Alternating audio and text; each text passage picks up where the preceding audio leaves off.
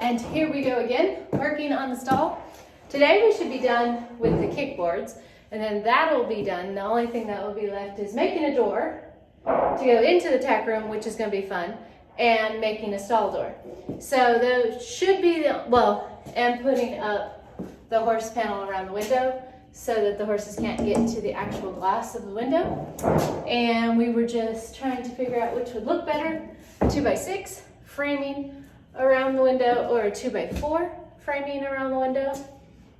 And then we plan on just putting the horse panel on top and then drilling some holes in this board that we put on the bottom of the window on the horse panel, and then sticking the wire down in there in the bottom of this. That way there's still plenty of room to get my hands in there so I can open the window if I want, but the horses can't get to the window by either kicking or pushing or whatever horses do to get themselves into trouble, because horses are like children and you have to baby-proof everything.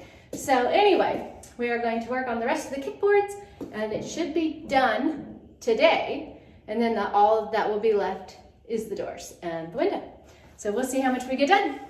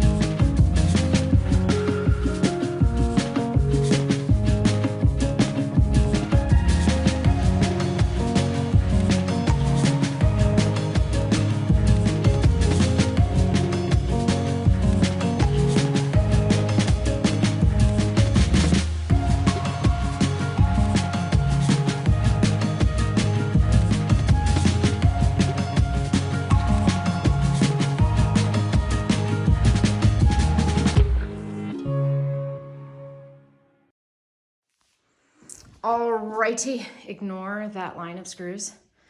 Don't know what happened, but they kind of went that way. But that wall is up, that wall is up, that wall is up, that wall, and of course, this wall. I still have to finish putting in the screws on this wall, and these are done. And our idea, and I wanted to show you this before we close it up, there's the gap that goes down into the hole of mystery, and I don't want it to, pardon the language, I don't want it to fill full of poo.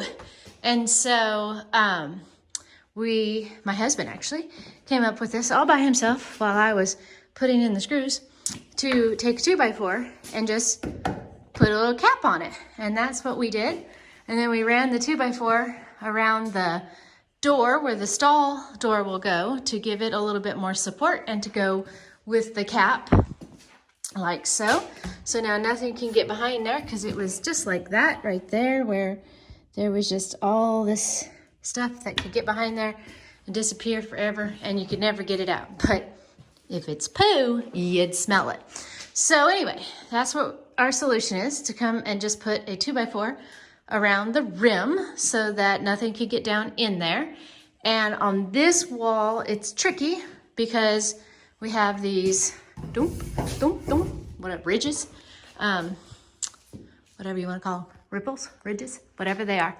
So what he is doing is he put a 2x4 up here, and then he marked with a square the depth and all of that. So he has to go and cut all that out, and he's going to use a hole drill, I think is what he said, so that it will be nice and smooth and it'll just go right up against there, and then we'll screw it in just like we did with these, and it's gonna look fantastic. I love it. I think it's awesome. We still have several more things to do before it gets completed, but I don't want to ramble on about that too much. Just wanted to show you what we're doing to close off the cap with the 2x4, and now I'm going to continue putting in the screws. Alrighty, so here is the finished product for the lip ridge. Well, no, it wouldn't be a ridge, but anyway, the cap on top of the kickboards so that stuff doesn't fall down in there and go into eternal, never gonna clean it out again wall. So that doesn't happen. So it came out really, really good.